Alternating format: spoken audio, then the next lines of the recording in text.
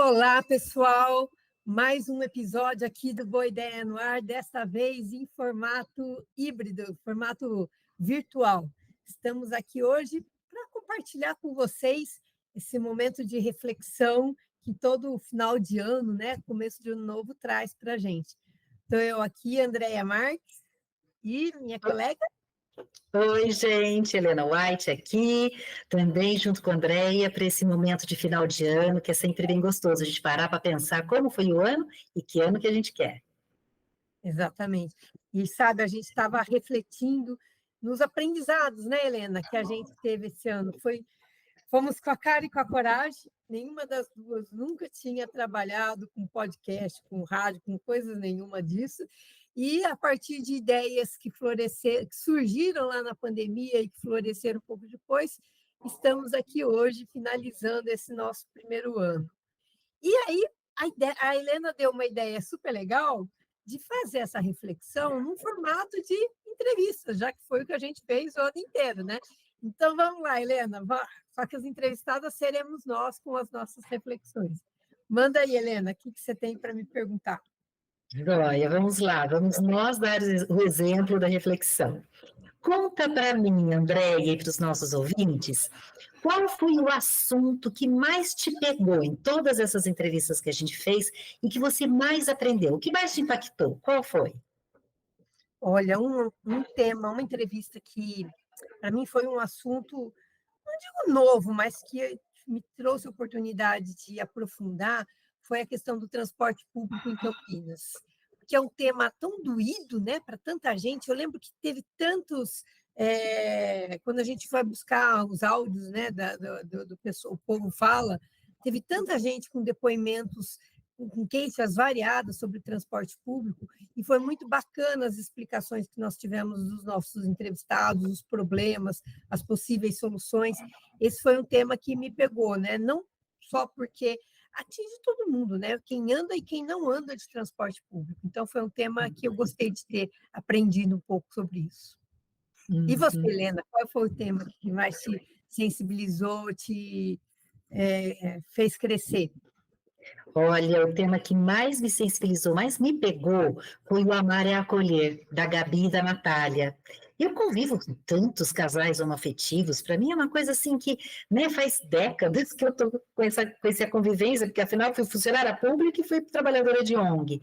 Mas a conversa com elas me trouxe algo novo e algo muito impactante, que é a quantidade, a porcentagem de casais homoafetivos que os pais não acolhem.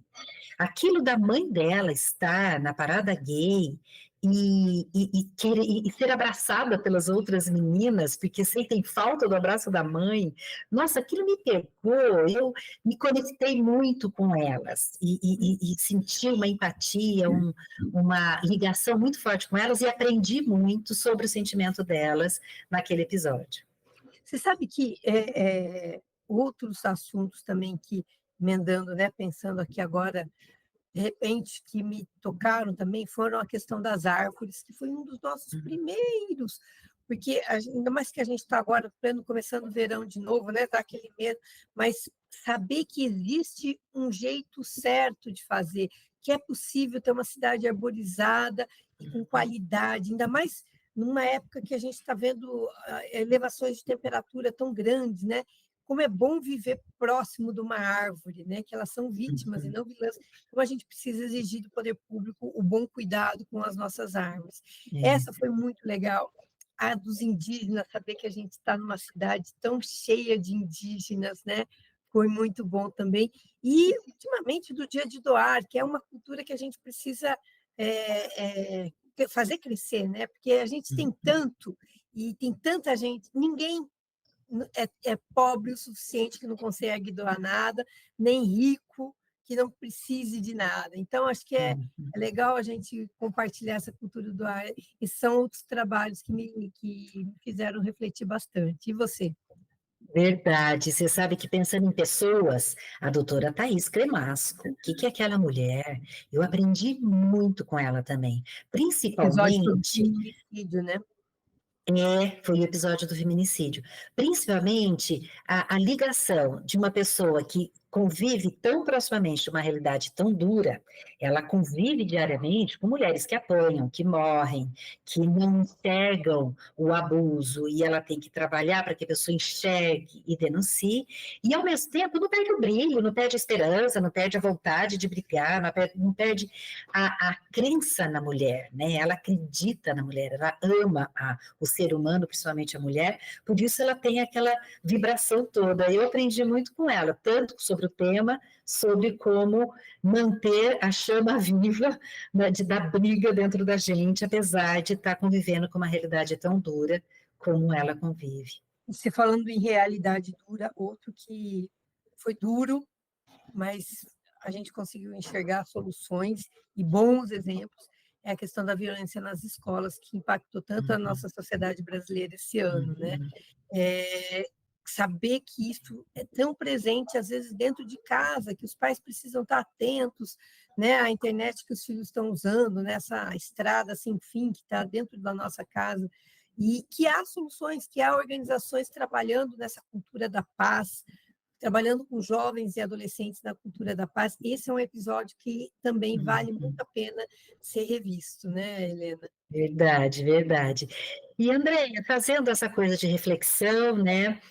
Conta pra gente qual foi a sua maior dificuldade na coisa toda, né? A gente, como você falou no começo do episódio de hoje, a gente se meteu a fazer algo que a gente não sabia fazer, né? Que é entrevistar, que é fazer programa de podcast, programa de vídeo.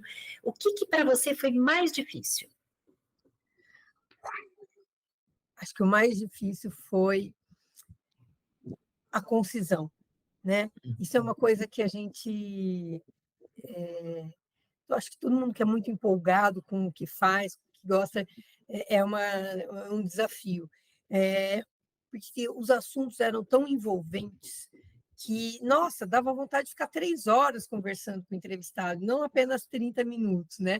A gente sabe que tem o prós e os contras, né? Então, um programa de 30 minutos é melhor para o ouvinte, não fica muito longo, mas tinha tanta coisa que a gente gostaria de compartilhar e conversar mais com cada entrevistado, que essa questão foi um super aprendizado, ser concisa, parar, ficar com vontade, com aquela vontade, aquela água na boca de perguntar mais alguma coisa, mas não dava, né? Mas quem sabe o ano que vem outros episódios virão para a gente aprofundar alguns temas. E você, Helena, qual foi a sua maior dificuldade? Para mim foi o tempo anterior. Concordo com você que o poder de concisão, de pôr tudo em 30 minutos é dificílimo, mas para mim o que mais impactou foi o tema anterior. São assuntos tão importantes, são assuntos tão profundos, são assuntos tão interessantes, que eu ficava triste de não ter tempo antes para realmente me aprofundar, saber mais, para ter um montão de informação e depois sofrer mais ainda para fazer conciso no dia 30. Mas eu até gostaria desse desafio, de ter tido tempo de estudar mais o tema, porque essas pessoas que fazem essas boas ideias lançadas no ar, gente, vale a pena ouvir os episódios nesse sentido. São pessoas que vão a fundo nos seus problemas, nas soluções dos problemas que elas trazem, né? São pessoas que estão, aquele da empregabilidade, por exemplo, dos jovens, né? Do SEAC, do Allan Kardec. São tantas as dificuldades, a Os gente não imaginava, idosos, tem né? uma questão, O dos questão dos idosos. idosos, né? Nossa, a gente tem uma questão zona para trabalhar aí nos próximos anos, porque a nossa população está envelhecendo rapidamente. O que a gente vai fazer com esses idosos? Deixar dentro de casa sem nada para fazer? Então, é uma questão muito importante. Vai ter tem um episódio aí programado aí para as férias, para os nossos ouvintes ouvirem isso aí também, vale muito a pena. E a gente deu muita risada com o Zé Oswaldo, né? Falando de folclore. Foi um programa gostoso e instrutivo, no sentido de que, gente, o folclore é nosso, ele é Isso. maravilhoso, a gente precisa ter muito orgulho disso. Foi É. muito bacana aquele episódio. André, aproveita então e conta para os nossos ouvintes como que vai ser janeiro. Então, queridos, o janeiro nós vamos continuar com a programação semanal no YouTube e no Spotify, com os episódios importantes e de maior audiência que tiveram mais engajamento com a gente. Se você tiver algum episódio que você queira, manda para a gente e a gente vai mostrar se isso vai estar ou não, ou a gente programa para uma outra ocasião também. mas é bem interessante também ouvir a opinião de vocês.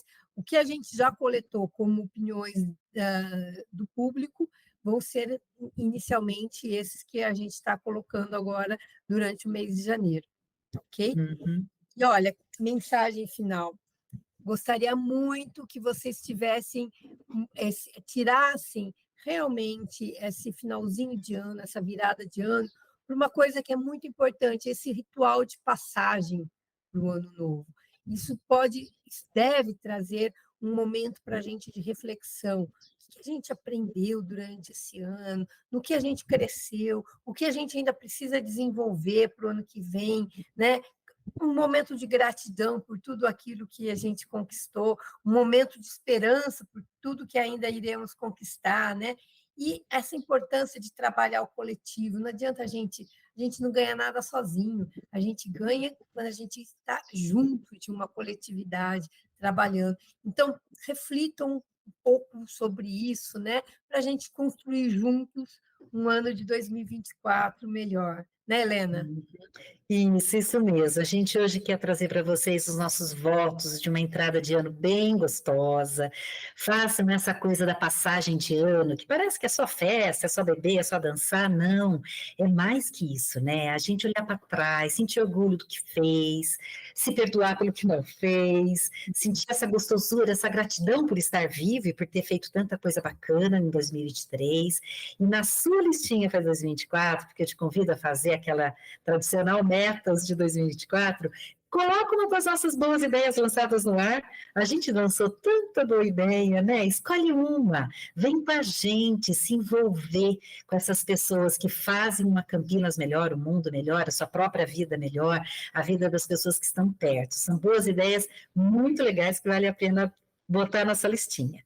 Então, feliz ano novo, que sua entrada seja bem gostosa, descansa bastante em janeiro e fevereiro a gente conversa de novo. Fevereiro estamos aí. Feliz ano novo, gente. Um beijão para todos. Tchau, tchau. Beijo, gente. Abraço apertado. E aí, qual é a sua boa ideia? Conta pra gente nas nossas redes sociais.